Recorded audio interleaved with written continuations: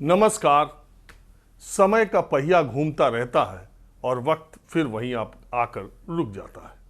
आज के 10 बरस पहले प्रधानमंत्री नरेंद्र मोदी और जब प्रधानमंत्री पद के उम्मीदवार घोषित किए गए थे, तब भारतीय जनता पार्टी और प्रधानमंत्री नरेंद्र मोदी जो बातें देश की जनता को सबसे ज़्यादा आकर्षक लगती थीं, वो उनका परिवारवाद पर हमला और भ्रष्टाचार पर हमला।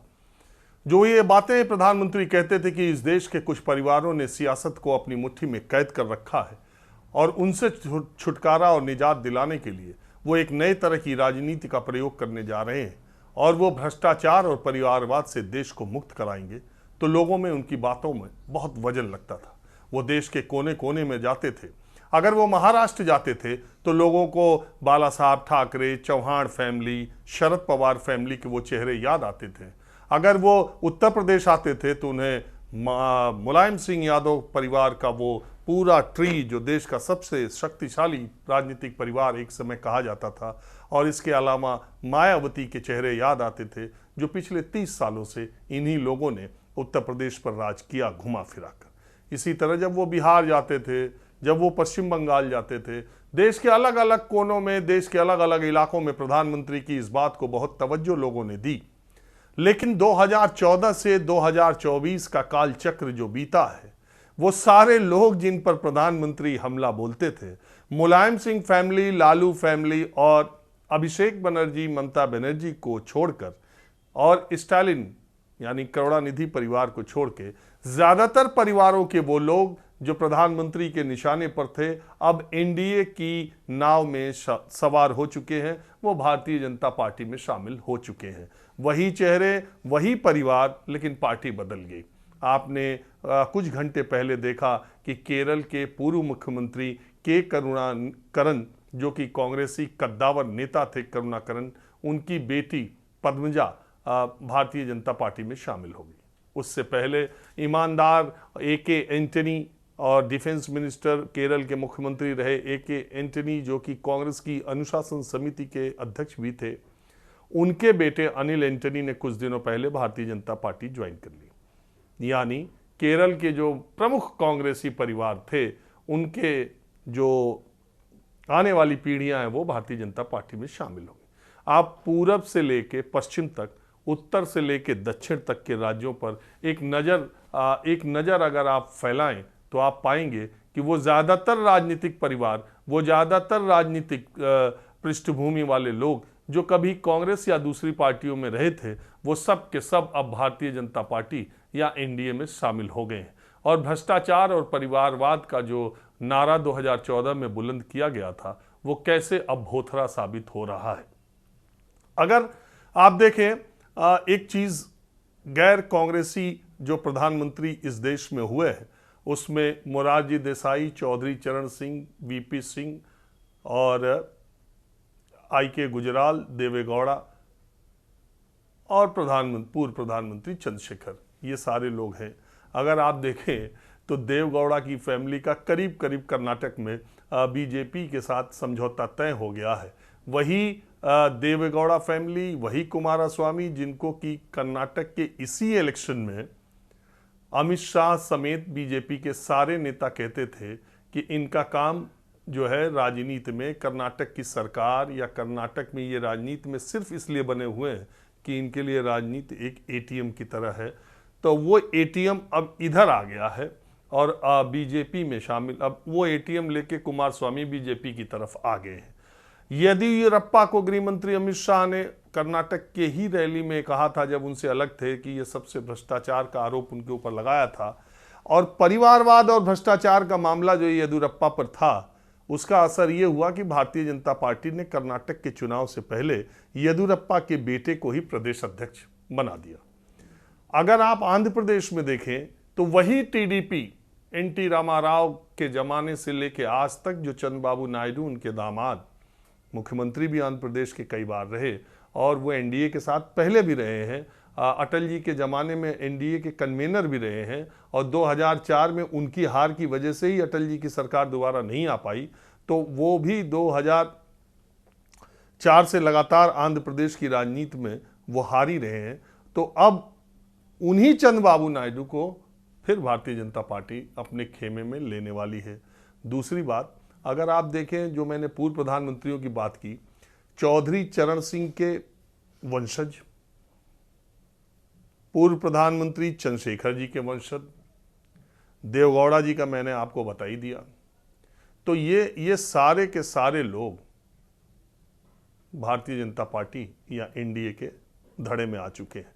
फर्क सिर्फ इतना ही है कि भारत तुगलक रोड चौधरी चरण सिंह के जमाने में, चौधरी अजीत सिंह के जमाने में भारत तुगलक रोड उनका पता होता था और एक तरह से सरकारी आवास होते हुए भी वो स्थायी पते के रूप में तब्दील हो गया। लंबे समय से चरण सिंह उसमें रहे और मेरे देखते देखते तो कम से कम 25 से ज़्यादा वर्षों तक उसमें चौधरी अजीत सिंह उस घर में रहे।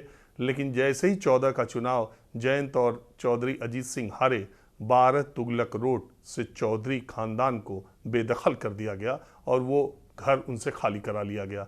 अपना घर तो नहीं बचा पाए, लेकिन एनडीए में जयंत चौधरी शामिल हो गए। ठीक इसी तरह पूर्व प्रधानमंत्री चंद्रशेखर 3 साउथ एवेन्यू बंगले में 30 बरस से ज्यादा रहे। वो भी उनका बंगला एक तरह से उनकी पहचान हो गया था और वो सरकारी आवास होते हुए भी स्थायी आवास के तौर पर माना जाने लगा था। लेकिन चंद्रशेखर जी के बेटे नीरज शेखर के हार के बाद उनको वहां से उनका भी सामान निकाल दिया गया, वो भी घर खाली करा लिया गया। लेकिन चंद्रशेखर जी के बेटे नीरज शेखर भारतीय जनता पार्टी में बने हुए। ठीक इसी तरह 11 जनपद अगर आप देखें, 10 जनपद सोनिया गांधी के घर के बगल का जो बंगला है, 9 है या 11 में देखिए अभी भूल रहा हूं, वो उसमें रामविलास पासवान कम से कम 25 वर्षों से ज्यादा रहे। वो बंगला भी उनका अस्थायी आवास के तौर पर करीब करीब हो गया था, हालांकि सरकारी आवास था। वो भी 2014 में उसके बाद उनके न रहने के बाद, पासवान जी के न रहने के बाद वो बंगला भी खाली करा लिया गया।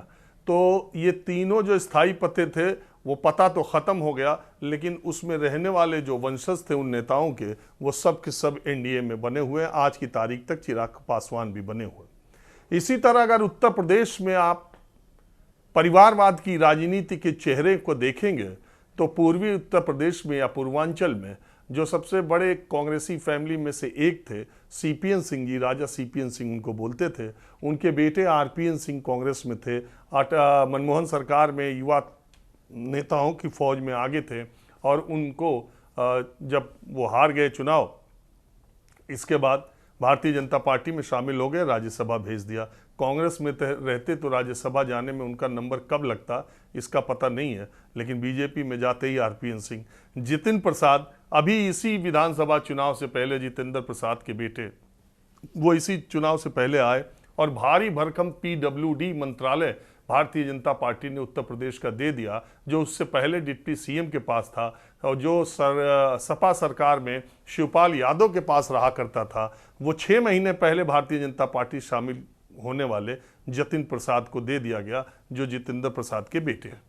इसी तरह सिंधिया का आपको पता ही है, अशोक चौहान के पिताजी का नाम आप जानते ही हैं। महाराष्ट्र में मिलिंद देवड़ा की पहचान सिर्फ ये है कि वो मुरली देवड़ा के बेटे हैं। साउथ मुंबई से वो जीते, उनको भी, उनके पिता भी मंत्री थे, उनको भी मंत्री कांग्रेस ने बनाया था। लेकिन चुनाव से ठीक पहले जब लगा कि गठबंधन में कांग्रेस पार्टी को साउथ मुंबई सीट नहीं मिलेगी, वो शिंदे गुट में शामिल हो गए, वो एनडीए में शामिल हो गए और एनडीए ने उनको राज्यसभा भेज दिया। इसी तरह अगर आप हेमंत बिस्वा शर्मा, जो कि गगोई आसाम के मुख्यमंत्री, कांग्रेस के राइट हैंड माने जाते थे और कांग्रेस के नंबर 2 माने जाते थे, वो भारतीय जनता पार्टी में शामिल हुए। न सिर्फ वो मुख्यमंत्री बने हैं, बल्कि भारतीय जनता पार्टी के विचारों और विचारधारा पर तेजी से चलने वाले मूल काडर के लोगों को भी उन्होंने पीछे छोड़ दिया है। तो एक सवाल अब इस देश में उठ रहा है कि क्या कांग्रेस बीजेपी युक्त हो गई है या बीजेपी कांग्रेस युक्त होती जा रही है। कहाँ तो बीजेपी ने वायदा किया था देश से कि देश को कांग्रेस से मुक्त कर देंगे, वहाँ दूसरी तरफ देश भले कांग्रेस से पूरी तरह मुक्त हुआ या ना हुआ, कहीं कहीं उसकी सरकारें, कहीं कहीं उसका अस्तित्व तो अभी है, लेकिन बीजेपी में जिस तरीके से कांग्रेस युक्त बीजेपी होती जा रही है, कोई प्रदेश ऐसा नहीं है जिसमें कांग्रेस के नेता भारतीय जनता पार्टी में तेजी से न आ रहे हो, और इतनी बड़ी पार्टी में इतना फायदा आने वालों को मिल रहा है, ये भी कमाल की बात है। गृह मंत्री रहे कांग्रेस सरकार में कृपा शंकर सिंह पूरी एड़ी चोटी का जोर लगाकर लोकसभा का टिकट न पा सके, लेकिन भारतीय जनता पार्टी में आते ही उन्हें जौनपुर, जो कि मूल उनका स्थान है, वहां से उनको भारतीय जनता पार्टी ने टिकट दे दिया और उनको चुनाव लड़ाने का फैसला किया। जबकि एक चुनाव पिछला हारा था, उसके पीछे उनके मूल काडर के केपी सिंह ने बहुत अच्छे वोटों से जीत हासिल की थी। इसी तरह बहुत सारे सीटों पर उत्तर प्रदेश समेत दूसरी जगहों पर भारतीय जनता पार्टी ने अपने नाम इसलिए रोके हैं कि वो दूसरे पार्टियों के कद्दावर नेताओं के आने का इंतजार कर रहे हैं। अभी ही आपने देखा होगा एक और कांग्रेसी उत्तर प्रदेश के बहुत महत्वपूर्ण पदों पर रहे, 3-4 बार एमएलसी रहे, 2 बार एमएलसी रहे, और एक बार 2004 में वो बनास संसदीय सीट से कांग्रेस के एमपी जीते थे, वो भी बीजेपी में ज्वाइन हो गए। और उम्मीद की जा रही है कि उन्हें भदोही या देवरिया से टिकट भी दिया जा सकता है लोकसभा का। जो लोकसभा का टिकट पाने के लिए 5-5 साल 10-10 साल से बीजेपी के मूल काडर के लोग दौड़ रहे थे, उन जगहों पर तुरंत आए लोगों को, जैसे अंबेडकर नगर में बीएसपी से रितेश पांडे आए, पलक झपकते ही उन्हें टिकट दे दिया गया। तो सवाल ये है, मूल सवाल ये जो मेरा वीडियो बनाने का मतलब है वो ये कि जिन चेहरों ने पिछले 30 साल या 40 साल या 50 साल देश की राजनीति या देश में सत्ता जिन चेहरों के इर्द गिर्द घूमती रही, वही चेहरे इधर भी आ गए, वही चेहरे अपना वजूद बनाने में बचाने में कामयाब हो गए। वो सारे लोग जो भ्रष्टाचारों के आरोपों में घिरे रहते थे, वो सारे लोग जो भ्रष्टाचार के आरोपों के प्रतीक बन गए थे, वो सारे लोग जिन पर हमला करके भारतीय जनता पार्टी और नरेंद्र मोदी ने जनता का विश्वास देश से हासिल किया था, वो सारे लोग उन्हीं के खेमे में जाकर बैठते चले जा रहे हैं। और वही चेहरे, वही लोग जिन्होंने आज तक सत्ता का सुख लिया है, वही अब इसमें भी अपना सत्ता सुख पाने लगे हैं। तो क्या वो जो एक बात कही जाती है कि सत्ता का चरित्र एक ही होता है, चेहरे बदल जाते हैं, तो ये बात सही है क्या? क्योंकि आप किसी का भी नाम उठा के देखिए, आप महाराष्ट्र की राजनीति में देखिए, आप उत्तर प्रदेश की राजनीति में देखिए, अब सिर्फ इतना ही रह गया कि मुलायम सिंह की फैमिली भी एनडीए में आ जाए, लालू यादव की फैमिली भी एनडीए में आ जाए, ममता बनर्जी की, अभिषेक बनर्जी की फैमिली भी आ जाए और करुणानिधि की फैमिली भी आ जाए, तो इस देश में फिर कोई भी ऐसे लोग नहीं बचेंगे जिनके बारे में ये कहा जाए। तो भ्रष्टाचार के कौन से आरोप सही हैं?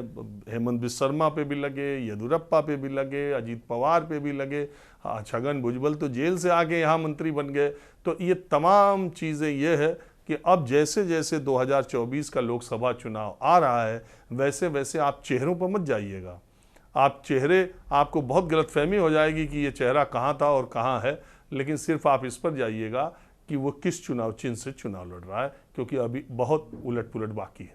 नमस्कार।